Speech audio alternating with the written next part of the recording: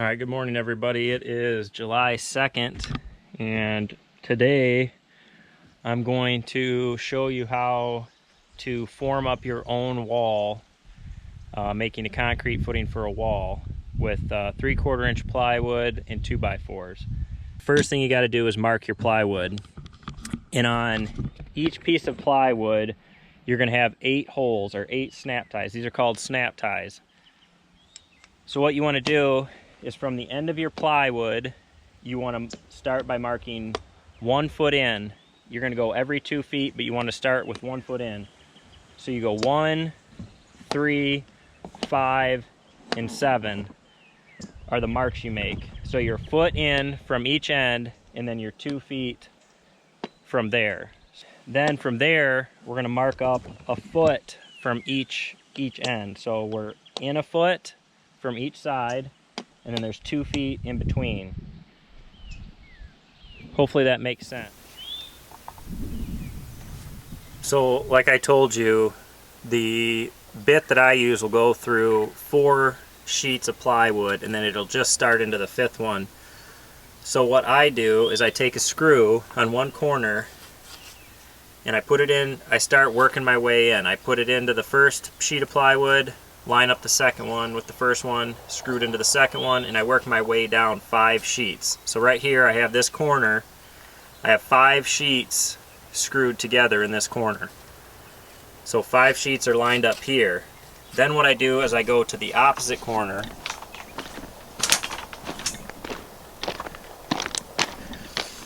you can see right there, and I do the same thing.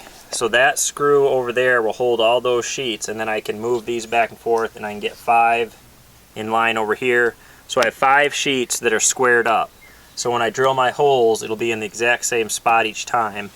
And that 5th board, or that 5th piece of plywood, I'll just get into it.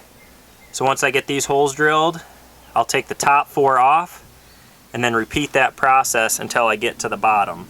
These are all the sheets of plywood that I have to drill through.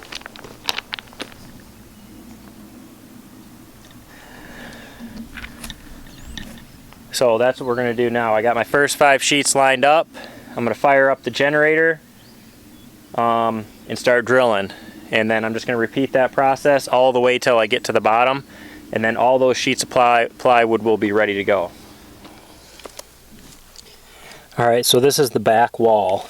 And this is what I squared up with the house layout, is this wall.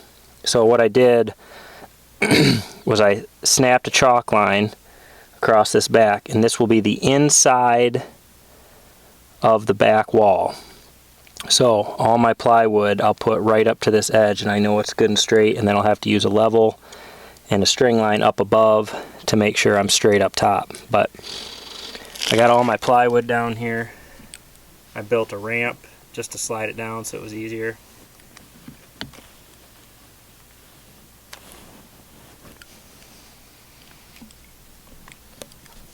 Got my ramp down here and some 2x4s, and what I'm going to do is I'm going to screw the tops and bottoms of my 5 pieces together, and then I'll be able to stand the wall up and brace it.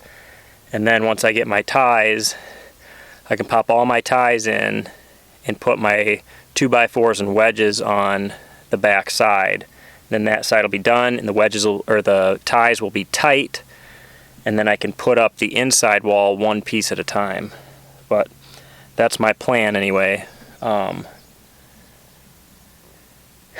see how that works out. I'm not 100% sure, but that's what I'm going to try to do.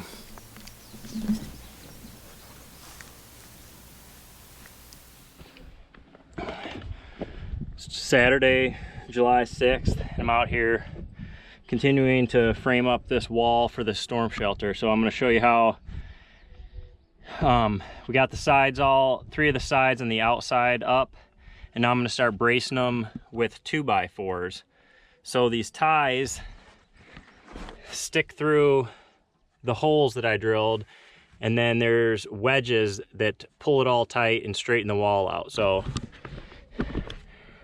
right here is the end of the tie. It's got a little button on the end of it that hooks in this wedge, and then you hit this down and that sucks those 2x4s up against this wall. And you can see there's 4 high. So 1, 2, 3, 4. So I got double 2x4s going all the way across this end wall, held by ties and wedges. So I'll go in and show you the inside of it, and then I'll actually show you how we put them on.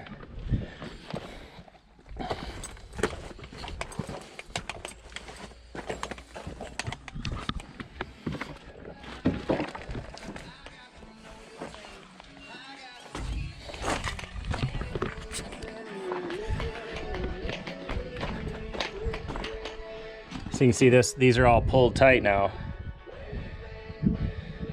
So this will help me with a couple things.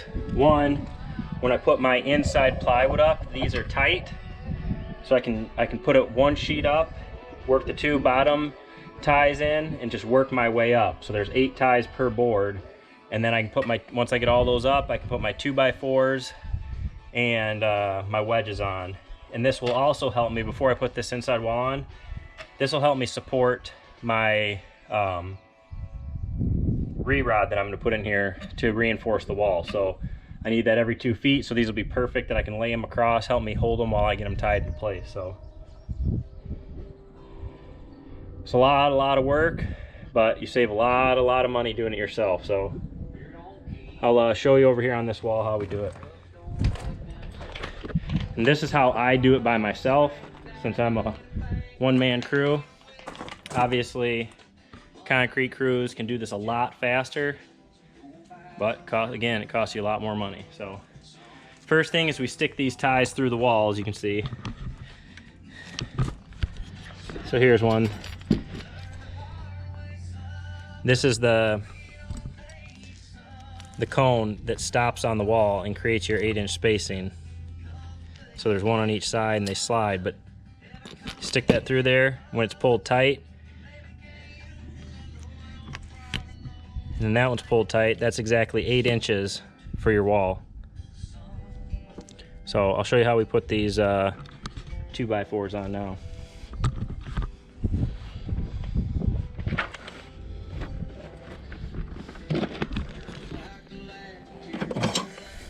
These are the wedges.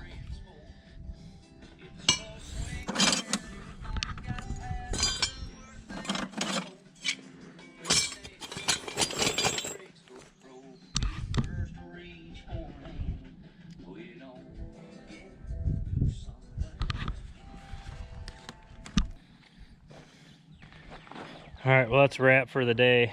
We're gonna take the kids swimming this afternoon. It's Saturday, so got 3 sides, the 3 sides of head up, all the ties and wedges put on, 2x4s, and I got 2 windows framed up for this storm shelter. And it'll just, the dirt will actually come up underneath the bottom window, so I won't have to have window wells or anything because the ground drops off so good over here. So not a bad day for, 4 or 5 hours of work, but I have a long ways to go.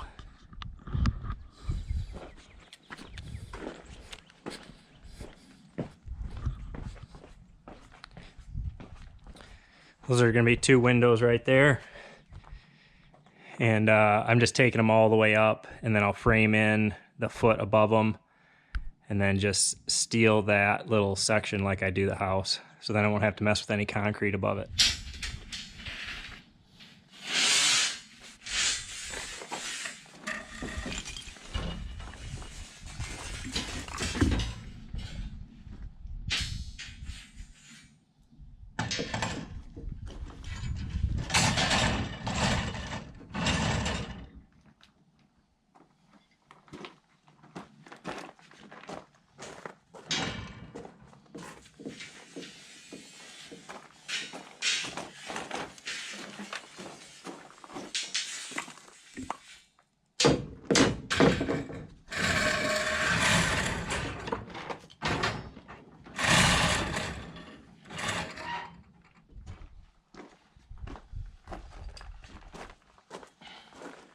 All right, well, I'm getting all my rebar in. As you can see how these snap ties are in here tight on the one side. It helps me lay my rebar in there.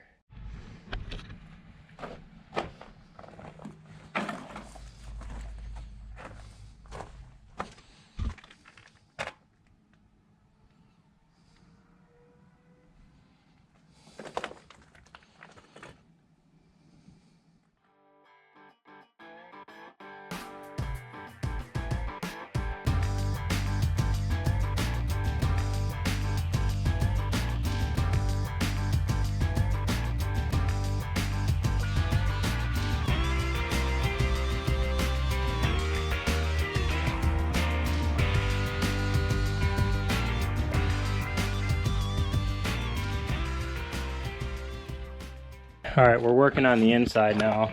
And one of the trickiest parts is you have to line up the holes. As you know, we drilled all the holes the same. So the inside, problem with the inside is it's smaller than the outside. So I used a full sheet here, and this sheet on this side I had to cut 8 inches off because I had to allow for an 8-inch thickness of a wall, and I had to have this hole lined up. So I had to cut 8 inches off. And that gives me my 8 inches on this side. I'm 3 1/4 inches short on this side, so I had to make, you can see, I made a 3 1/4 inch piece of plywood, 8 foot long. I just ran it through the table saw. And then I patched on these boards here to screw it to this piece of plywood. And then my 2x4s will fit right in here to hold that tight. So you'll see as I put it on here, so it'll slide in like this. So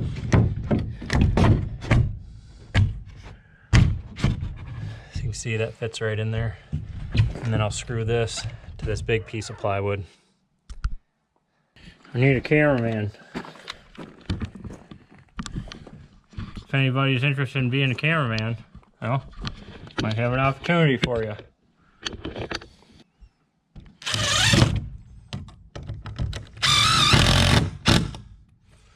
There you have it. I'll screw that all the way up and down.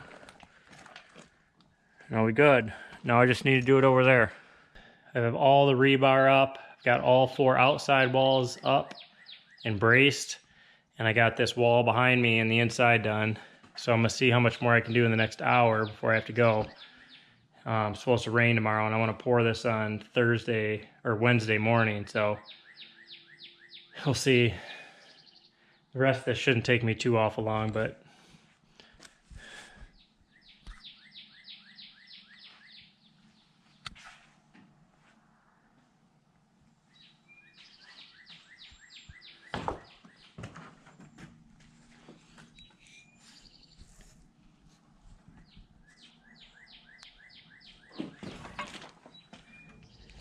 so you can see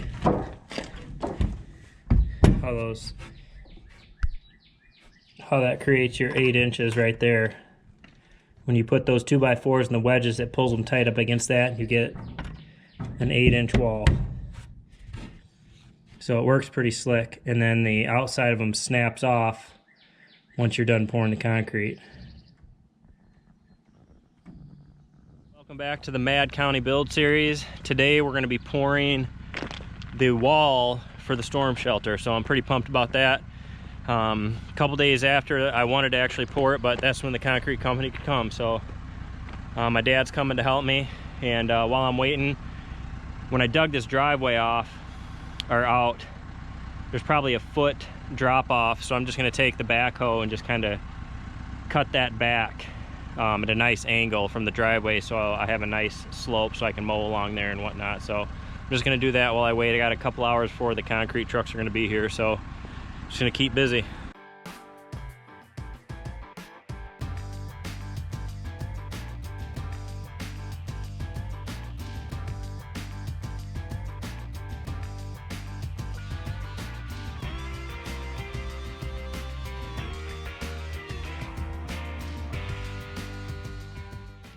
All right, it's 3 days after I poured the wall, and it turned out awesome. I got the outside forms off today, and I got some rock ordered up. I'm gonna fill all this void around it with rock, and the reason being is there's gonna be the garage is gonna be above this, and so I'm gonna be pouring concrete up to this wall. So I need that all to be compacted where that is, and if I put loose fill back in there, I won't be able to get it compacted good enough with the equipment that I have to keep it from settling underneath the concrete. And I don't want to take any chances that the concrete would crack because everything's settled underneath. So I'm going to fill that with some clean rock. It'll give me good drainage, even though it's going to be under the house. And then on this back side, this is actually the back side of the garage, I'm going to fill this with dirt up below these windows. I got to dig this out a little bit, but these windows will be exposed. I won't have to have window wells or anything, and should be really nice storm shelter and storage area. So I'm not gonna take the inside forms off until I get all this filled around the outside, and it'll just give it a little bit extra support and rigidity. That concrete's still green inside, so I don't want to take a chance that I would stress the wall at all. So I'm going to leave all those forms up just to give it a little extra strength, and then I'll take them off after I get it all filled. So good day, and we'll see you back here tomorrow.